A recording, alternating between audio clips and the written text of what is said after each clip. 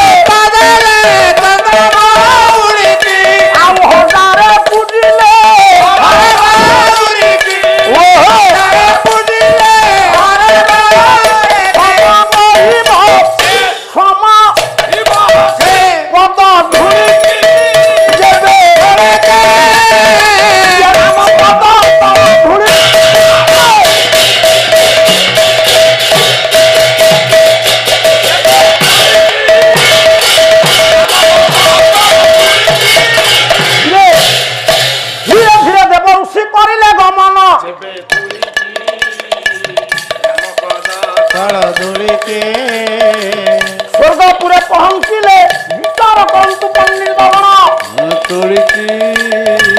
रामपद तल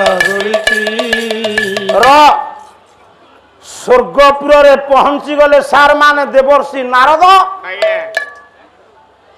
ये पाला होची लुहा चुंबकर संपर्क टिके कौबार व्यतिक्रम हेले भाव फटकिनी खसी जीव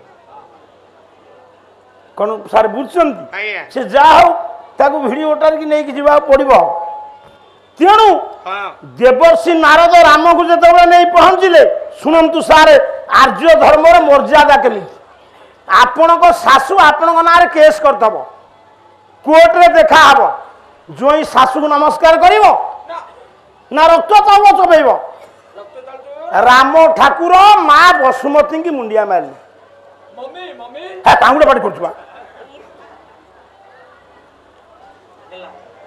पुआ ठिया हो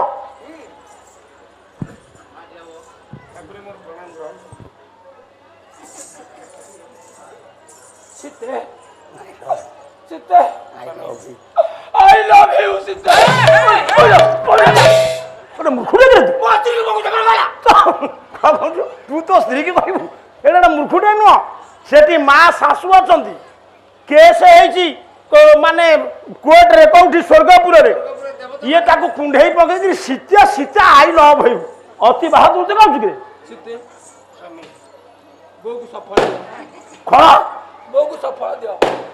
बो को सफल दियो कहूँ भाइया तू बस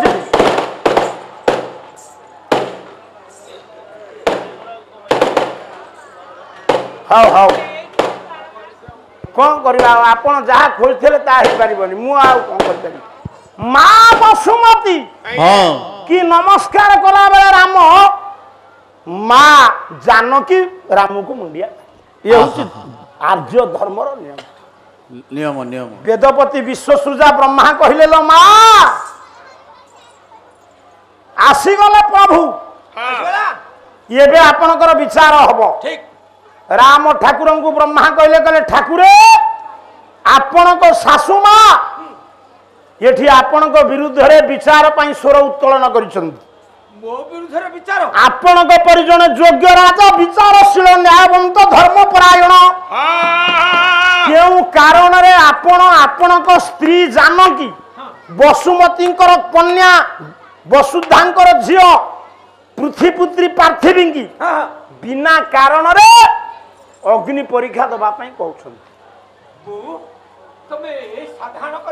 तू चुप है बस राम ठाकुर हाथ जोड़ी देले କାରଣ ଯେଉଁମାନେ ନମ୍ର ଶାନ୍ତ ସେ ସଭାରେ ଭଡ଼ ଭଡ଼ ହଅନ୍ତିନି। ସଭାରେ ଭଡ଼ ଭଡ଼ିଆ ଅଲଗା, ତାଙ୍କ ଦ୍ୱାରା ଶାଗ ସିଝିବନି। ଯେଉଁମାନେ ପ୍ରକୃତ ବିଚାରକ ସେ ଏମିତି ନିଦାନ ବାକ୍ୟ ଶେଷରେ କହିବେ ଆଉ ତା ଉପରକୁ କାହାର ସାମର୍ଥ୍ୟ ନଥାଉ। ବେଦପତି ବ୍ରହ୍ମାଙ୍କ କଥା ଶୁଣି ରାମ ହାତ ଯୋଡ଼ିଦେଲେ। ରାମ ଜଣେ ରାଜ୍ୟର ରାଜା, ବିଚାରକ। କହିଲେ ଠିକ ଅଛି, ମୋ ଶାଶୁ ମା ଯଦି ତାଙ୍କ ଝିଅ ପ୍ରତି ମୁଁ ଅମାନୁଷିକ କର୍ମ କରୁଛି ବୋଲି ବିଚାର ପାଇଁ ସ୍ୱର୍ଗପୁରେ ପ୍ରାର୍ଥୀ ହେଇଛନ୍ତି, ସେ ଯୋଉ ବିଚାର ଚାହିଁବେ ମୁଁ ଦେବା ପାଇଁ ରାଜି। କିନ୍ତୁ ମୁଁ ରାତି ପାଇଥିଲେ ରାଜା ହେଇଥାନ୍ତି ଅଯୋଧ୍ୟାରେ, ମୁଁ ନିଜ ସ୍ତ୍ରୀ ଆଉ ଭାଇ କି ସାଙ୍ଗରେ ନେଇ ଜଙ୍ଗଲକୁ ଗଲି। ୟାରି ଭିତରୁ ଗୋଟେ ନିଦାନ ପ୍ରଶ୍ନ ପଚାରିବି, ଦେଖିବି କେଡ଼େ ଦାଣ୍ଠୁଆ ଗାୟକ। 14 ବର୍ଷ ଗଲି ଜଙ୍ଗଲକୁ। ଆପଣ ମାନେ ସମସ୍ତେ ଜଣେ ଜଣେ ଧୁରିଣ ପାଲା ଶ୍ରୋତା। ରାମ କେତେ ବର୍ଷ ଗଲେ ଜଙ୍ଗଲକୁ? 14 ବର୍ଷ। ସତ୍ୟ ଯୁଗରେ ନଳ ଯାଇଥିଲେ 15 ବର୍ଷ। ତ୍ରେତୟା ଯୁଗରେ ରାମ ଗଲେ 14 ବର୍ଷ। ଦ୍ୱାପର ଯୁଗରେ ପାଣ୍ଡବ ମାନେ 12 ଅଜ୍ଞାତ 13 ବର୍ଷ ଜଙ୍ଗଲକୁ ଗଲେ। କଳି ଯୁଗରେ ଲକ୍ଷ୍ମୀ ଛଡା ହେଇ ଜଗନ୍ନାଥ ବଳଭଦ୍ର ବୁଲିଲେ 12 ବର୍ଷ। ହେଲେ ଆମର ପରମ ଶାସ୍ତ୍ର ଭାଗବତ କହିଲେ ରାମ 14 ବର୍ଷ ଜଙ୍ଗଲକୁ ଯାଇନାହାନ୍ତି। କହିଲେ ଏ ପିତୃ ଦେଶେ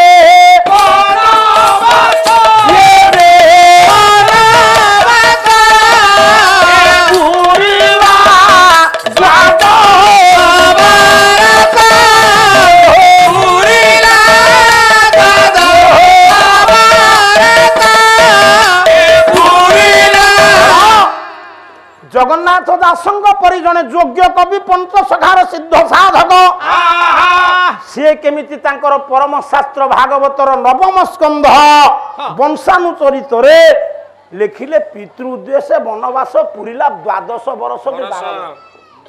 ଇଏ ଦିଟା ଯାକ କଥା ଭୁଲ। ରାମ 12 ବର୍ଷ ଜଙ୍ଗଲକୁ ଯାଇଛନ୍ତି ନା? ଦଶରଥଙ୍କର ଉଦ୍ଦେଶ୍ୟ ଥିଲା ନା ଜଙ୍ଗଲକୁ ଯାଉ ବୋଲି ମୋ ପୁଅ। ନା ସେ ତ ଆଉ ବଞ୍ଚିଥାନ୍ତେ, ରାମକୁ ଝୁରି ଝୁରି ମଲେ। ମରିଗଲେ ପୁରା। କିନ୍ତୁ ଜଗନ୍ନାଥ ଦାସଙ୍କର ଭାଗବତ ଭୁଲ ହବନି। କେମିତି ଇଏ ରାମାୟଣ ଠିକ ହବ, ଇଏ ଭାଗବତ ଠିକ ହବ। ଇଏ ଦ୍ୱିତୀୟ ପାଳିରେ ଇଏ ଦାଣ୍ଠା ଗାୟକ ଦେବେ ତ ୟାକୁ ବୁଝାଇବେ।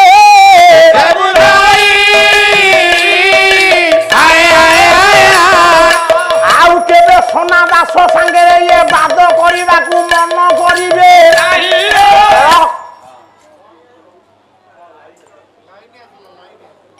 ମଉସା ମୋର ଏତିକି କଥା ଦରକାର। ତୁମେ ସେଠି କହିବନି ଦୁ ଆ କହିକି କରିବ, 12 କହିଲେ 12। ସେଠି କୋଉଠି ବିନ୍ଦୁ ବିନ୍ଦୁ ନାହିଁ। 10 2 ଆ କୁ 2 ଏଗୁଡା କରିପାରିବନି। ଇଏ ଅର୍ଥ ସେଥିରେ ନାହିଁ।